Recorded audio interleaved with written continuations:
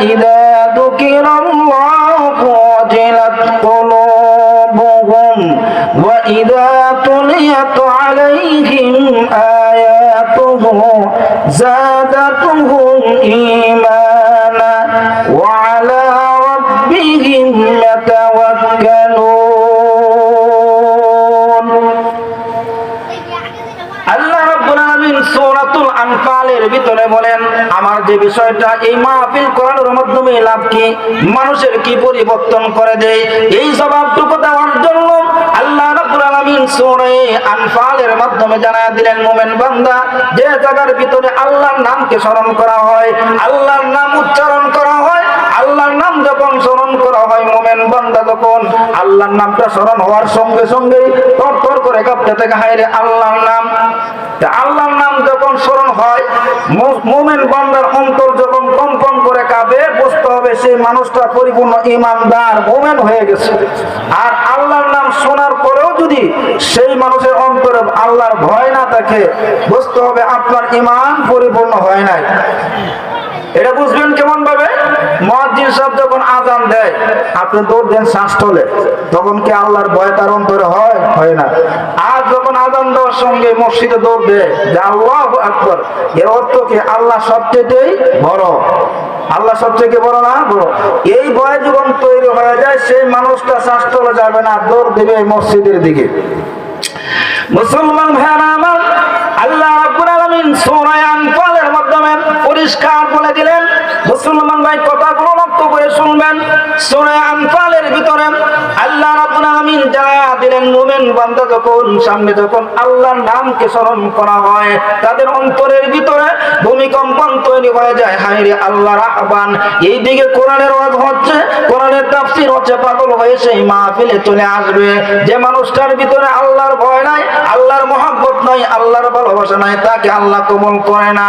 আল্লাহ রাব্বুল আলামিনের নাম স্মরণ হওয়ার সঙ্গে সঙ্গে যদি অন্তর ভূমিকম্পন তৈরি হয়ে যায়, বুঝতে হবে আপনি পরিপূর্ণ ঈমানদার হয়ে গেলেন, মুমিন হয়ে গেলেন। আমরা বুঝলাম যে আল্লাহর নাম স্মরণ হইলে মানুষের কিছু ভয় তৈরি হয়, এই ভয় তৈরি হলে সে মুমিন, পরিপূর্ণ মুমিন হয়ে যাবে। আর যখন মুমিন হবে, সেই মুমিন গুনাহ করার সুযোগ পাইলেও গুনাহ করবে না। গুনাহ কি আমাদের সমাজে কম হয় না বেশি হয়? আনাচে কানাচে জিনা, চোখের জিনা, অঙ্গ প্রত্যঙ্গের গুনাহ চতুর্দিকে বিরাজমান। সেই মানুষটার ভিতরে আল্লাহর ভয় যদি থাকে, তখন সেই মানুষ গুনাহ করতে পারে না। আমার ভাইরা, বর্তমানে এমন একটা অবস্থা হয়েছে, আমার একজন উস্তাদে বলেছিলেন, শেষ জমানার ভিতরে অনেক তাসবিহওয়ালা, পাগড়িওয়ালা অনেক লোক পাবেন, কিন্তু আল্লাহওয়ালা, আল্লাহকে ভয় করেওয়ালা লোক খুব কমই পাওয়া যায়। ঠিক না? আমার ভাইরা, এই আমার তেলাওয়াতকৃত আয়াতের মধ্যে আল্লাহ বলেন, বান্দার ভিতরে যখন আল্লাহর ভয় তৈরি হয়ে যায়, গুনাহ করার সুযোগ পাওয়ার পরেও গুনাহ করে না। কেন করে না? তার ভিতরে আল্লাহর ভয় আছে, আমার পরকাল, কবর, হাসর নাসর আছে। এরই যখন স্মরণ হয়, তখন সেই মানুষ গুনাহ করতে পারে না।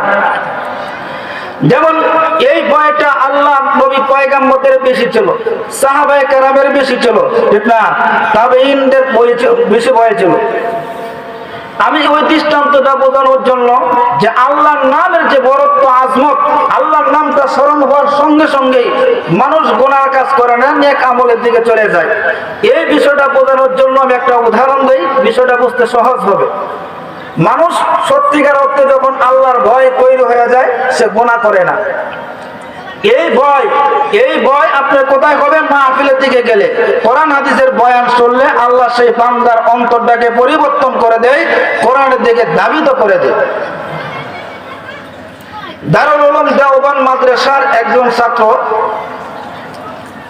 সে প্রতিদিন মাদ্রাসায় যাইত। আর ওই রাস্তার পাশে একজন বড় লোকের মেয়ে, পরম সুন্দরী, এবং তার নিয়ত ভালো ছিল না। সেই যুবকটাকে নিয়ে বলতেছে যে তাকে একটু আমার কাছে আনো, আমার চিকিৎসার প্রয়োজন। আমরা অনেক সময় আছে না, আলেমদের কাছ থেকে আমরা তেল ভরা নেই, পানি ভরা নেই, নেই কিনা? বিপদে বললেই তো নেই, নেই কিনা? তখন সেই মহিলাটার নিয়ত হলো এমন একটা সুন্দর বালক, তার সাথে আমার গোপনীয় কিছু আলাপ আছে। এই যুবক যখন আল্লাহর ভয় তার অন্তরে কেমন, তলিবুল ইলম মাদ্রাসার ছাত্র, যখন বাসায় প্রবেশ করলো দরজাকে লক করে দিয়েছে। এখন যুবক তো ভয় পেয়ে গেল, আমাকে বলেছে তদবির করার জন্য, সেই মহিলার নিয়ম ভালো না। এখন সকল দরজা লাগায় বলতেছে আমি সবচেয়ে বড় সুন্দরী, আমার মনের বাসনা যদি পূরণ না করো তাহলে এখান থেকে ছাড়বো না। এই সুবর্ণ সুযোগ যদি বর্তমান জমানায় যুবক ফুলাবান মুরব্বীরাও যদি সহজে কি সহজে ছাড়বে না। সেই যুবক মানুষ, তারও তো মন চায়, কিন্তু সেই যুবকের ভিতরে আল্লাহর ভয়, যে মহান আল্লাহ রাব্বুল আলামিন দেখতেছেন, শুনতেছেন, সব জানেন, সব দেখেন, দেখে কি দেখে না? এই মাহফিলে আপনারা বসেছেন, আল্লাহকে দেখতেছে না? নিয়ত যদি সঠিক হয়ে থাকে, কালকে কিয়ামতের মাঠে এই বসাটাই নাজাতের জরিয়া বানায় দিব। মুসলমান ভাইরা আমার, মাদ্রাসার ছাত্র আশ্চর্য হয়ে গেল, আমাকে বাসার ভিতরে প্রবেশ করেছেন। এখন বলে যুবক, এই যে দেখুন এই ঘরের ভিতরে দুনিয়ার কোনো মানুষ দেখবে না, কোনো মানুষ জানবে না, আমার মনের আশাকে পূরণ করে দাও। যুবক বলে না না, দুনিয়ার কোনো মানুষ দেখবে না, কোনো মানুষ জানবে না, ঠিকই, কিন্তু আহকামুল হাকিমিন, তোমাকে যে আল্লাহ তৈরি করেছেন, আসমান জমিন যিনি তৈরি করেছেন, আপনাকে আমাকে যিনি তৈরি করেছেন, আহকামুল হাকিমিন সব জায়গায় দেখেন, দুনিয়ার কোনো মানুষ না দেখুক, আল্লাহ তো দেখবে। এই যুবক এইভাবে এই মহিলাটাকে নসিহত করতেছেন। তখন বলে যতই নসিহত করো, আজকে আমার সাথে তোমার এই কাজে লিপ্ত হইতে হবে। আমার ভাইয়েরা, সেই বান্দার প্রতি, সেই তালিবুল ইলম মাদ্রাসা ছাত্র আল্লাহর ভয় কি পরিমাণ, মহিলা বারবার তার প্রতি আকর্ষণ করায়, কিন্তু সে বলে তুমি কবরের কথা চিন্তা করে দেখো, এই কবরে তোমার জবাব দিতে হবে, অন্ধকার কবরে আমার সইতে হবে, তখন আমি কি জবাব দেব? যুবতী মহিলা বলেন, শোনো, আমি দেখেছি, অনেক যুবক দেখেছি, তোমার চোখটি অত্যন্ত সুন্দর, তোমার মাথার চুল অত্যন্ত সুন্দর, যা অন্য কোনো যুবকের কাছে পাওয়া যায় না। তখন যুবকটা জবাব দিয়ে বলেন, শোনো মা, শোনো, লক্ষ্য করে দেখো, এই চুল যে আল্লাহ দিয়েছেন, এই চুল সহকারে আমাকে কবরে দাফন করা হবে, পুরা বডি সহকারে আমাকে দাফন করা হবে, তখন সবগুলো মাটির সাথে মিশে যাবে, এই সৌন্দর্য লাবণ্য কোনো কিছুই থাকবে না। এই সৌন্দর্য দিয়েছেন আহকামুল হাকিমিন, আমি কোনো অবস্থায় আপনার সঙ্গে খারাপ কাজে লিপ্ত হতে পারি না। মুসলমান ভাইরা আমার, সালাবাই এলাকার ভাইরা আমার, এই ভয় যদি আজকে থাকে, মানুষের ভিতরে থাকতো, মাহফিলের লোকের সংখ্যা অনেকটা বাড়তো। কিন্তু আমার ভাইরা, ভয় তো আমাদের অন্তরে একবারে উঠে গেছে, সর্ব জায়গায় গোনার মহল, সব জায়গায় শেষ জমানা চলে আসছে। আমার ভাইরা, সে যুবককে বারবার আকর্ষণ করে দিয়েছে, সে যুবক বলে না না, আমি এই কাজে লিপ্ত হতে পারবো না। একটা রুমের ভিতরে ঢোকায়া সে মেয়েটা ডাকতেছে, সেও তো একজন মানুষ, তার মন চায়, কিন্তু আল্লাহর ভয় তার অন্তরের ভিতরে, আল্লাহর নামের আজমত, যে আল্লাহ আমাকে দেখতেছেন, এই ভয় যদি প্রত্যেকটা মানুষের অন্তরে থাকে, কোনো সময় সে গুনাহ করবে না, নামাজ ছাড়তে পারে না, রোজা ছাড়তে পারে না। এরকম ঠিক না? মুসলমান ভাইরা আমার, সেই যুবক বলেন, ও মা, আমি আপনাকে মা বলে সম্বোধন করে যেতে বুঝতে হবে আমার কোনো খারাপ কোনো লক্ষণ নয়, আমার পরকালের চিন্তা ফিকির। আহকামুল হাকিমের কাছে, আল্লাহর কাছে আমার জবাব দিতে হবে, আল্লাহ আমাকে তৈরি করেছেন, আল্লাহ যে সৌন্দর্য চেহারা আল্লাহ দিয়েছেন, আমি খারাপ কাজে লিপ্ত হতে পারবো না। 2 নম্বর কথা হলো, এই জিনা যদি কোনো মানুষ করে, আল্লাহর নবী, বিশ্ব নবী, রহমতের নবী জানিয়ে দিলেন, জিনা করার অবস্থায় ঈমান থাকতে পারে না, ঈমান থাকতে পারে না। আল্লাহর হাবিব হাদিসের মধ্যে জানিয়ে দিলেন, জিনা যখন করে তার ঈমানটা জ্বলন্ত অবস্থায় থাকে, এই অবস্থায় যদি মৃত্যু হয়, আমার ভাইরা, কাফের হয়ে মরতে হবে। জিনা করা কবিরা গুনাহ, মারাত্মক অন্যায় কাজ, ওই কাজ করা যাবে না। এই আল্লাহর বান্দা মহিলাকে বুঝায় বলে, মা, এই খারাপ কাজে লিপ্ত হতে পারবো না। আহকামুল হাকিমিন, কাল কিয়ামতের মাঠে আল্লাহর কাঠগড়ার সামনে জবাব দিতে হবে। আসুন যুবক ভাইরা আমার, এই অন্যায় কাজ করা যাবে না। মানুষ যদি তার অঙ্গ প্রত্যঙ্গটি হেফাজত করতে পারে, হাত পা চোখের প্রত্যেকটা অঙ্গ প্রত্যঙ্গ যদি হেফাজত করতে পারে, আল্লাহ রাব্বুল আলামিনের দরবারে হাত সাক্ষী দিবে খারাপ কাজ করে নেই, চোখ সাক্ষী দিবে খারাপ কাজ করে নেই, পা সাক্ষী দিবে খারাপ কাজ করে নেই, আমার ভাইরা, সেই মানুষটা বিনা হিসাবে জান্নাতে চলে যাবে। আর যখন এই হাতের দ্বারা পায়ের দ্বারা যখন গুনাহ করেন প্রত্যেকটা অঙ্গ প্রত্যঙ্গ আল্লাহর কাছে বলবেন আল্লাহ আমি চোখের নিয়ত ছিল না, কিন্তু সেই যুবক বারবার বেগানা নারীর দিকে তাকায়। এখন আমাদের সমাজের মানুষেরা নিজেরাই ফতোয়া দেয়, একবার দেখা যায় গেছে এরকম কয় না, এটা কোন সময় দেখুন না জানতে মিস্টেক হয়ে যায়, ঠিক না? সঙ্গে সঙ্গে আপনার দৃষ্টি নিচের দিকে দিতে হবে। যুবক সেই মহিলা বলে শোনো আমার মনের বাসনা যদি পূরণ করো তোমাকে অনেক কিছু দেওয়া হবে, ধন সম্পদ দেওয়া হবে। যুবক বলে না না না, আমি সেই জিনার কাজে লিপ্ত হতে পারি না, জিনার অন্যায়ের কাজে লিপ্ত হতে পারি না। এই যুবককে যতই বোঝা, যুবক তাকে সেই মাকে পরকালের কথা বোঝা, কবরের কথা বোঝা, হাসরের কথা বোঝায়, মিজানের কথা বোঝায়, আর বলে জাহান্নামের শাস্তির কথা বোঝায়, সেই মেয়েটা পরিবর্তন হয় না। এখন কি করবেন আমার ভাইয়েরা? সেই যুবকের ভিতরে কেমন পরিবর্তন হয়ে গেল। এখন বলে যে কোনো নসিহত করো না কেন আমার সাথে খারাপ কাজ করতে হবে। তখন যুবকটা বলল যে মা তোমার এখানে কি বাথরুম আছে? কি এখানে কি বাথরুমের ব্যবস্থা আছে? তখন আমার ভাইরা সেই যুবকটা কি করলো, বাথরুমের ভিতরে প্রবেশ করলো। আমার ভাই আল্লাহর ভয় কি পরিমাণ দেখেন, সেই যুবকটা যখন বাথরুমের ভিতরে প্রবেশ করে সারা শরীর পায়খানাতে সারা শরীর ভরে গেছে। তখন মেয়ের সামনে হাজির হইল। আগে সুন্দর চেহারা ছিল, এই যুবক মানুষ কেন ময়লা ভরাইলো? উদ্দেশ্য হলো সে গুনার কাছ থেকে বাঁচা। আল্লাহ বলেন তুমি কঠিন মুহূর্তে যদি আমাকে ডাক দাও আমি তোমাকে কুদরতি ভাবে হেফাজত করবো। সুবহানাল্লাহ। সেই যুবক সারাটা শরীর পায়খানার দ্বারা ভরাই লেছে। মহিলাকে যাও, দূরে যাও আমার কাছ থেকে। তখন সেই যুবক বলে আলহামদুলিল্লাহ আল্লাহ তুমি সেই খারাপ কাজ থেকে উদ্ধার করছো। এখন মুখেরা বলে যাও, মোল্লা মানুষ সামনে দরজা লক করা, দরজা যদি লক থাকে তাহলে খুলতে হবে না, তালা মারা থাকলে ছাবি নাই। মুসলমান ভাইরা আমার, সেই যুবকের ভিতরে আল্লাহর ভয় ছিল, আল্লাহর তাকওয়া ছিল। সেই যুবক বলে আল্লাহ আমার যতগুলো কাজ সব কিছু আমি করেছি, আল্লাহ তুমি আহকামুল হাকিমিন, আহকামুল হাকিমিন, আল্লাহ তুমি সব জানো, সব কিছুই জানো। ইন্নাল্লাহা আলা কুল্লি শাইইন কাদির, আল্লাহ সব কিছুর উপর ক্ষমতাবান, সব কিছুই ক্ষমতাবান। আল্লাহ রাব্বুল আলামিনের কাছে এই কঠিন মুহূর্তে যুবক সাহায্য হয়েছে, আল্লাহ তুমি বিপদ থেকে রক্ষা করো। সঙ্গে সঙ্গে যতটি দরজা আছে সবগুলো আল্লাহ খুলে দিয়েছেন। জুড়ে বলেন সুবহানাল্লাহ। আল্লাহর কাছে যদি সাহায্য চান আমার ভাইরা, শাবান মাস, এই মাসের ভিতরে যদি আল্লাহর কাছে তওবা ইস্তেগফার করেন যে আমার জীবনের শেষ রজনী হতে পারে, আমার জীবনের শেষ মাস হতে পারে, আমার ভাইরা সামনে সবাই বরাত আসছে, আল্লাহর কাছে যদি মাফ চান, আল্লাহ বলেন বান্দা যখন আমার কাছে মাফ চাই সে বান্দা বান্দির গোটা জিন্দেগীর গুনাহ মাফ করে দেই। যদি বলেন সুবহানাল্লাহ।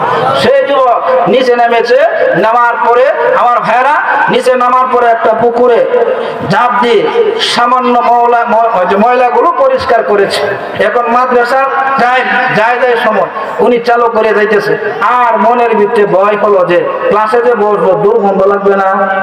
আপনি যদি এরকম ময়লা হয় সাবান দিয়ে পরিষ্কার না করলে দুর্গন্ধ লাগার সম্ভাবনা আছে কি নাই? সেই যুবক মাদ্রাসায় গিয়ে হাজির হইল, ক্লাসে বসলো।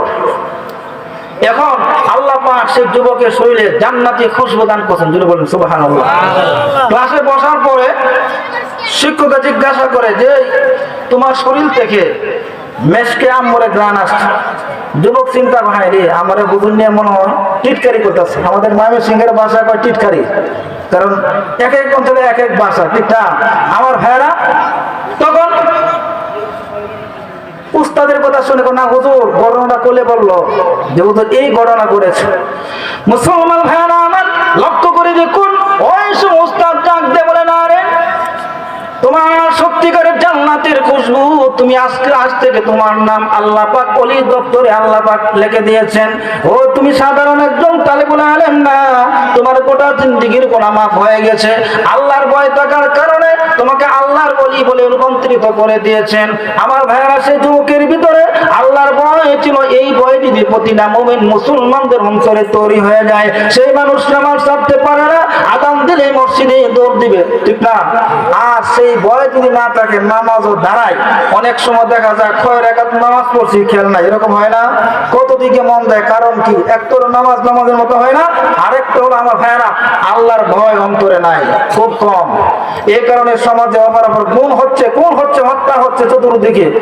এই অশান্তি বিরাজমান আমাদের দেশে, কারণ আল্লাহর ভয় নাই।